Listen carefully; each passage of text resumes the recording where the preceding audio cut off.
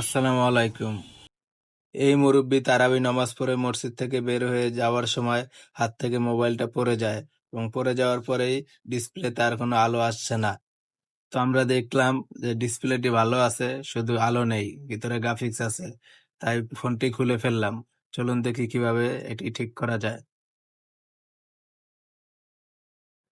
ফোনটি খোলা হয়ে গেলে দেখলাম ডিসপ্লের রেবন ফেটে গেছে।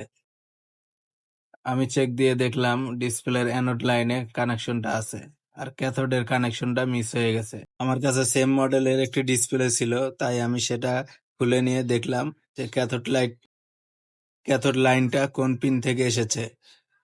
সেটা খুঁজে নেওয়ার পরে আমি সেই পিন থেকে জাম্পার করে দিয়ে দেখলাম, আলহামদুলিল্লাহ আমাদের কাজটি ওকে হয়ে গেছে। এরপরে সুন্দরভাবে মুরব্বিকে ফিটিং করে দিলাম।